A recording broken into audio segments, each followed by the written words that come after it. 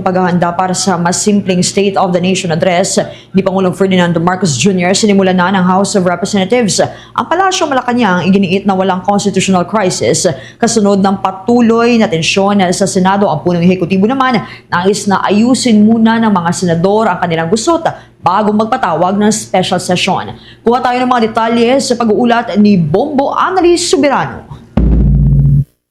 Simple, walang red carpet ang State of the Nation address ni Pangulong Ferdinand Marcos Jr. ngayong taon.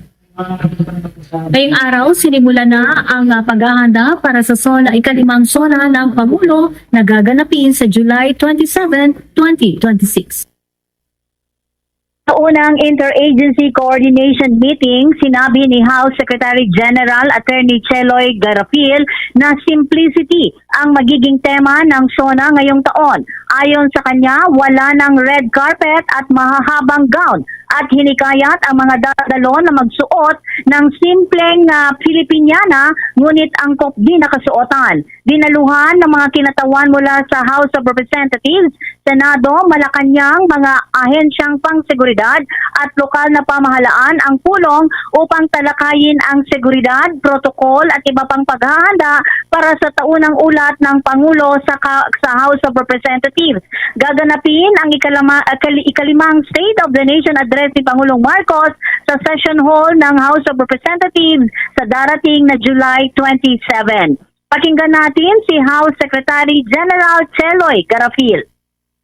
The operating word for this year, I think, will be a simple SONA, in keeping with the time. So there will be no red carpet, no long gowns. As you can see in the invitations that we've prepared, we've specifically mentioned that we've encouraging everyone, especially the ladies, to just wear simple Filipiniana dress. Even some of the preparations that we've done are all geared towards keeping.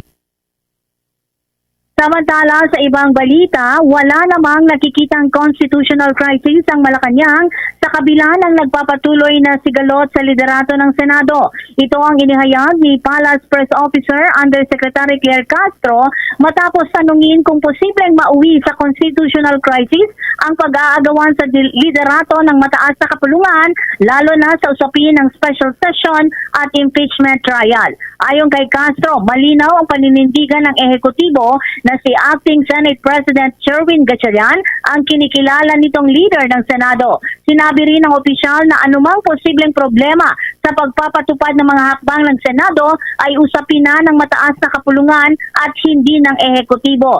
Dagdag pa ni Castro, hindi dapat magkaroon ng sigalo sa liderato ng Senado at dapat tanggapin na lang ng kabilang panig ang naging pagkilala sa kasalukuyang liderato. Kasunod ito ng nagpapatuloy na pagtatalo ng magkabilang kampo kung sino ang lehitimong leader ng Senado at kung sino ang dapat manguna sa mga opisyal na gawain ng mataas na kapulungan.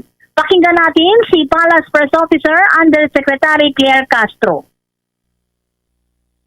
Wala po tayo matatawag na constitutional crisis. Maliwanag po ang sinabi. Ang sinusuportahan po at ang nire-recognize na liderato ay ang liderato po ni Acting Senate President Sherwin Gatchalian. Kaya nga po dyan magkakaroon ng problema. Hindi sa parte ng ehekutibo, kundi sa parte ng Senado.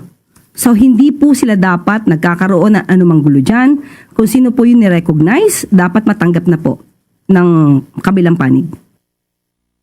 Nais naman ni Pangulong Marcos na magkasundo muna at ayusin ng mga senador ang kanilang mga hindi pagkakaintindihan bago magsagawa ng anumang formal na pagpupulong o interbensyon ng ehekutibo. Ayon kay Castro, mababalewala kasi ang balak na magpapatawag ang Pangulo ng isang special session kung patuloy na magkakagulo at hindi magkakaisa ang mga miyembro ng Senado. Binigyang diin ng palasyo na dapat ay kapakanan ng publiko ang manaig at hindi personal na interes ng mga mambabatas sa gitna ng nagaganap na labanan sa liderato ng Senado. Muli si Yusek Claire Castro. Finalize pa po, pero ang gusto po ng Pangulo ay mauna ang Senado na magkasundo. Dahil kahit sabihin natin na mayroong hiling ang Pangulo para sa isang special session, kung sila mismo po ay hindi magkakasundo, mababaliwala po ang naisin ng Pangulo. Dapat ayusin po nila ang Senado para ito naman ay para sa taong bayan, hindi pang sarili. So unahin muna nilang maayos ang kanilang mga sigalot at ang kanilang mga issue sa Senado. Katulad ng sinabi natin, kahit humiling ang Pangulo ng special session, kahit sa kanya manggaling ang special session, kung wala pong mangyayari dahil hindi po nagkakasundo ang mga senador sa Senado, mababaliwala po yan. Dapat unahin ng mga senador natin ngayon ang taong bayan, hindi ang sariling interes o ambisyon. Mula dito sa House of Representatives, Bombo Anali Montaño Soberano nag-uulat. And this is Bombo Radio Philippines, the #1, the most trusted source of news and information. Basta Radio, Bombo. For the most trusted source of news and information, visit our website at www.bomboradio.com. Follow us on Bombo Radio mobile app, Facebook, YouTube, TikTok, and X, formerly Twitter. Like, share, and stay connected. Anytime, anywhere.